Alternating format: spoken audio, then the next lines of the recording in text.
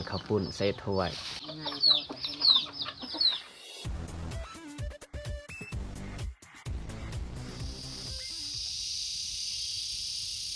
กราบสบายดีเบิดสู่คู่สู่คนที่เข้ามาเบิ่งมาชมสองของเฮาสำหรับวันนี้ก็เป็นวันที่ข่อยพาเมียเข้าเมืองหรือว่าเข้าไปอยู่แขวงไสกองเนาะสิพาเมียไปเฮ็ดอันเรียกบางอย่างหั่นแหละเนาะเกี่ยวกับในครอบครัวเฮาและเฮาสิบ่เอาระยะห่างแต่ทุกคนติดตามเบิ่งนํกันว่าเฮามีการเคลื่อนไหวแบบใดแน่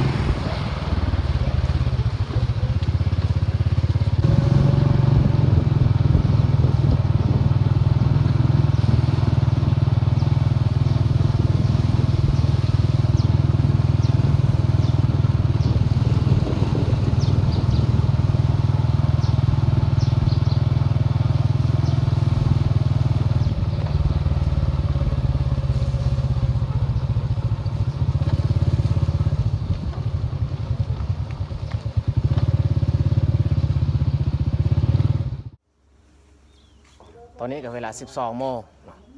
พอดีเฮามาฮอดอยู่เมืองกะลืมเกา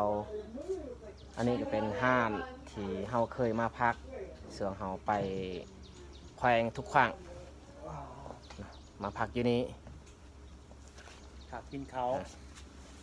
มาวันนี้กับบ่แม่นมา2 คนมา4 คน มีบ่าวเปื้อกแล้วก็ภรรยาของเพิ่นไปนำ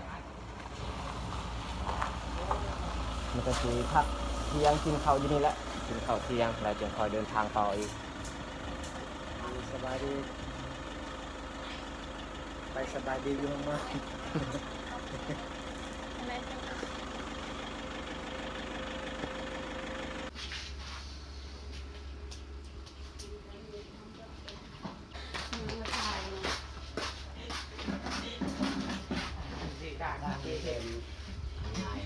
โมแคลที่ง่ายนี่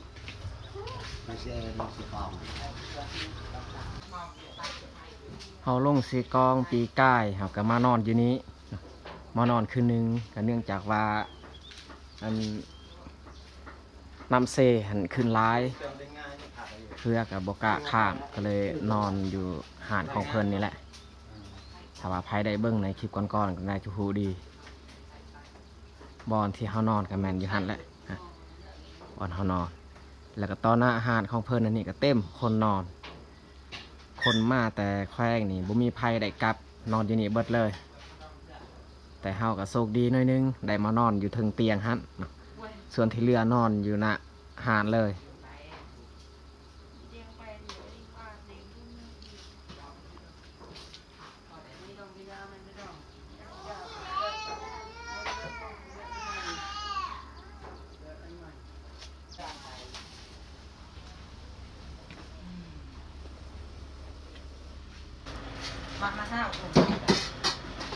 เนี่ยกำลังเอาซีนมาจี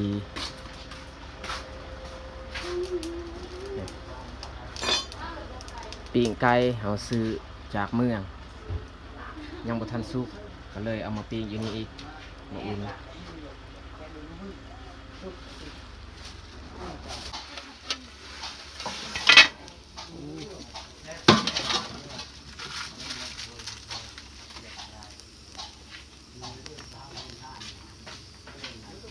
ไก่สิสุกแล้ว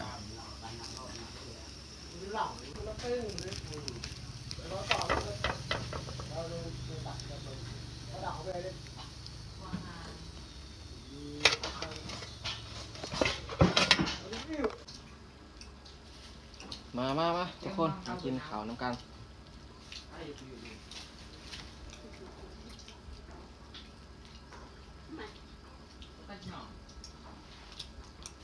มากินข้าว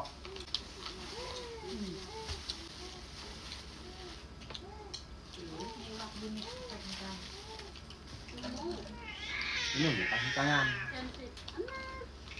อะไรจะโกนหน่อย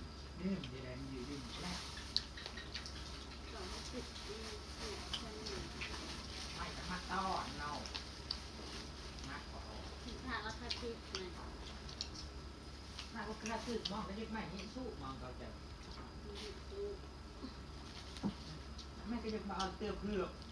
มองอีกไอ้โต๊ะเรือหันเรายิงเตือถึง กันก็เย่งโปยางจะรักเขาเดิม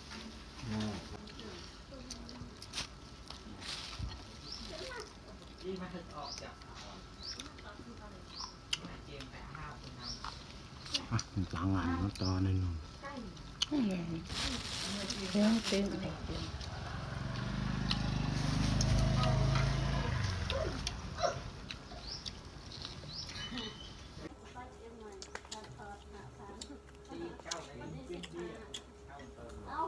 ทำงานเอ็ม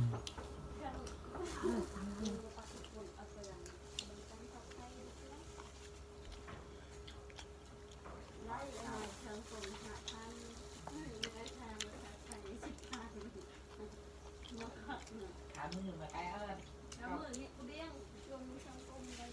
ย้อนล่องเขาหลอกบอกต่อไปเนาะต่อมันเบอร์เลยต่อเลยคนที่ใหญ่ก็มือปักคนก็ออกปัก นี่ได้รู้สึกแล้วก็ยังจอย จิมเว่อันนี้ตายกันเกี่ยว ตอนนี้พวกเราก็กินข้าวแล้วพักผ่อนก่อนแล้วจึงคอยเดินทางต่อยังอีกไกลจากนี้ไปฮอดใส่กองทางที่เราขี่รถไปถึงเทิง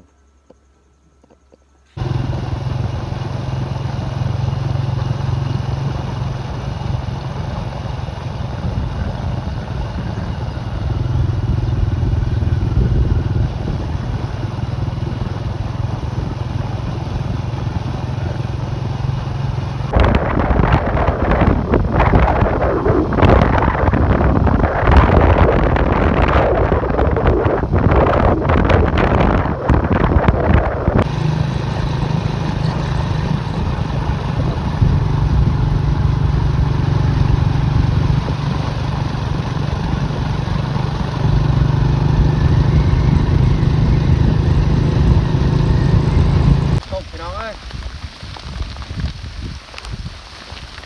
ตกคนตก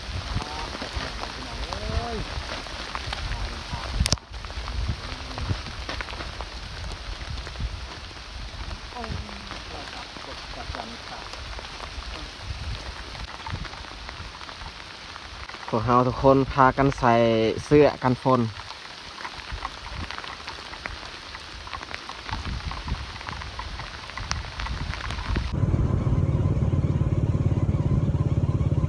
ตอนนี้ฝนก็เศร้าตกแล้วเมื่อกี้นี่ช่วงฝนตกแห้งนี่เขาประกล้าศทายเพราะว่าฟ้าห้องก็ค่อนข้างแห้ง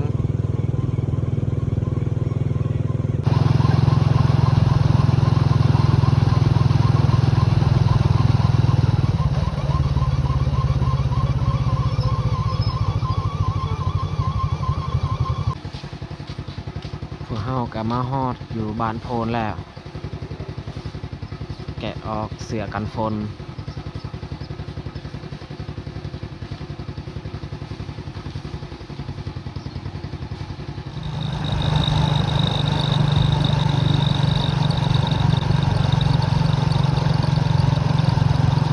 ตอนนี้นี่อากาศมันแดดอีก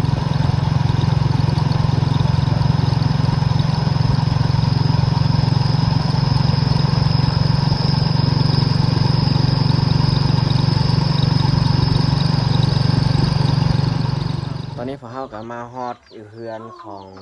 อันนาบาวมาพักที่นี่แหละพักที่นี่แล้วก็กินข้าวปุ้นเขาซื้อข้าวปุ้นที่เขาเจ้ามาขายซื้อข้าวปุ้น3 ธงกินข้าวตามทางเมื่อกี้นี่บ่อิ่มปานใดก็เลยซื้อข้าวปุ้นอีกมากินแบ่งข้าวปุ้นใส่ถ้วยเจะคลองเฮือนเพิ่นบ่อยู่เอานั่งกินข้าวปุ้นก่อน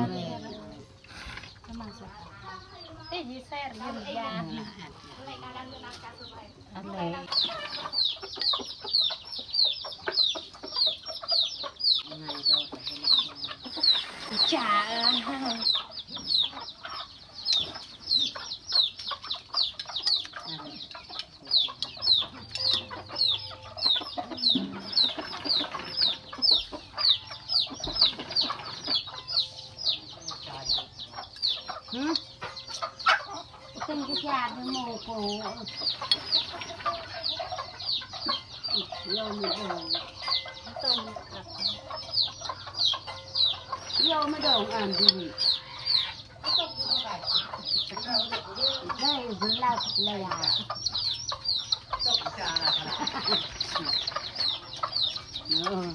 vừa lao hàng ngày nữa Jam thì mình về jam về cũng đi nẹt xe Hang out in Bati, Kare.